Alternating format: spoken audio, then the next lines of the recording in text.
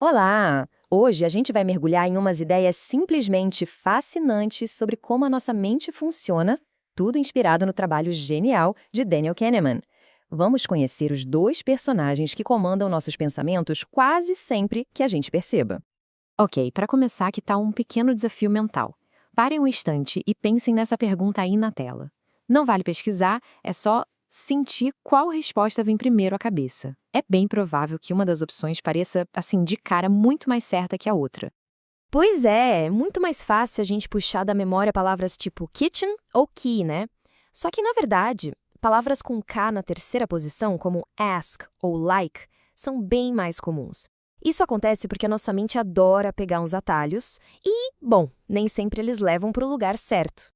Essa pegadinha da nossa mente é, na verdade, o resultado de uma parceria bem curiosa entre dois sistemas de pensamento. A gente pode chamar eles de Sistema 1 e Sistema 2. Pense no Sistema 1 como o herói impulsivo, intuitivo, sabe? E o Sistema 2 é o ajudante, aquele mais cuidadoso e analítico. Esses dois estão por trás de tudo que a gente pensa.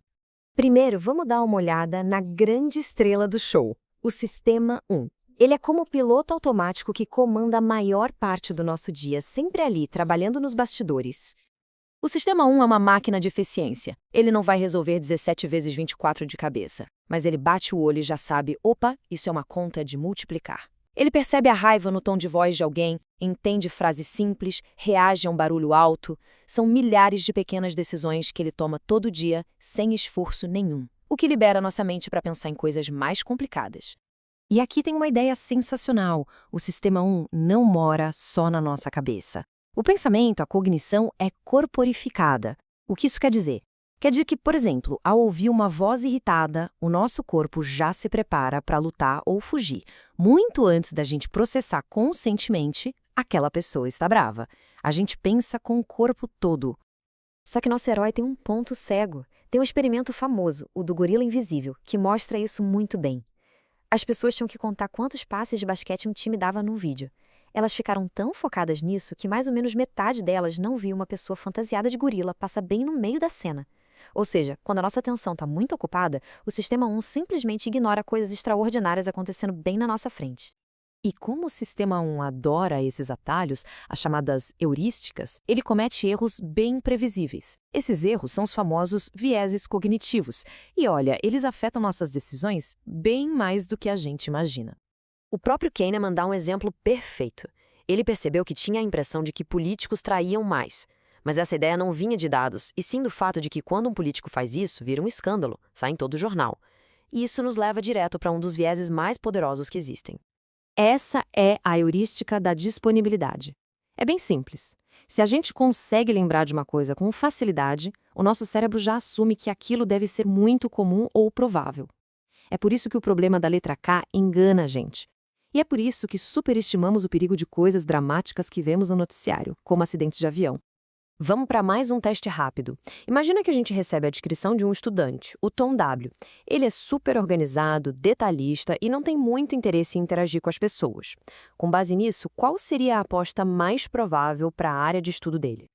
Mas, calma aí. Se a gente olhar para os números de verdade, a história muda completamente. Tem muito, mas muito mais gente matriculada em cursos de humanidades e educação do que em ciência da computação. Esses são os dados brutos, a base estatística. O que acontece é que a maioria das pessoas ignora esses números e aposta em ciência da computação. Por quê? Porque a descrição do Tom R representa o estereótipo do nerd. Isso mostra como a gente prefere uma boa história a uma estatística fria. O ponto central aqui é que o nosso Sistema 1 simplesmente ama um bom estereótipo. Tá, mas e o Sistema 2? Onde ele entra nisso tudo? Ah, ele é o pensador lento, o deliberado. É ele que a gente chama quando o negócio aperta. Ele é o responsável pela lógica, pelos cálculos, pela concentração de verdade. É só tentar resolver 17 vezes 24 de cabeça para sentir o Sistema 2 sendo ativado. E o mais incrível é que isso é visível. Pesquisas mostraram que as nossas pupilas dilatam bastante quando o cérebro está focado numa tarefa difícil. É quase como uma janela para a alma, mostrando o quanto a mente está trabalhando duro naquele momento. Só tem um problema. O Sistema 2 gasta uma energia danada. Usá-lo cansa, e muito. É um fenômeno que os psicólogos chamam de esgotamento do ego. E quando ele está cansado, o nosso julgamento e o nosso autocontrole, vão lá para baixo. Vamos ver um exemplo real e bem poderoso disso.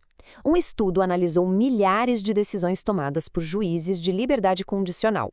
O trabalho deles era passar o dia inteiro decidindo o futuro de prisioneiros, uma tarefa que exige um esforço mental gigantesco. E o resultado, como este gráfico mostra de forma brilhante, é chocante. A chance de um prisioneiro conseguir a liberdade condicional era de uns 65% logo depois que o juiz fazia uma pausa para comer. Mas, conforme o tempo passava e a fome e o cansaço mental batiam, essa taxa de aprovação caía para quase zero. A conclusão é brutal. Quando o sistema 2 está esgotado, ele pega o caminho mais fácil, a decisão padrão. E para os juízes, a decisão mais simples era só negar o pedido. O destino de uma pessoa dependia, em parte, de um lanche. Assustador, né? E então, o que a gente faz com tudo isso? Como tomar decisões melhores? A resposta não é tentar calar o sistema 1, mas sim aprender quando confiar nele e quando chamar o preguiçoso, porém poderoso sistema 2 para dar uma ajuda. Existe um tipo de estrutura prática para isso.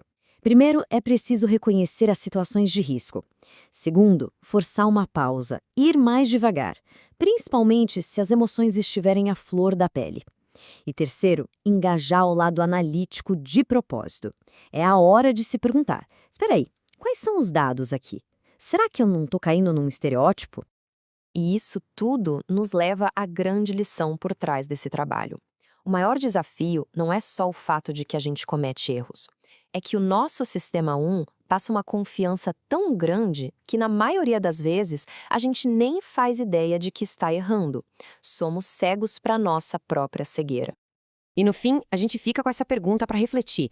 Sabendo que existe essa dança entre o herói impulsivo e o ajudante preguiçoso dentro da nossa cabeça, como a gente navega por este mundo? Saber quando confiar na intuição e quando duvidar dela é talvez a habilidade mais importante que alguém pode desenvolver.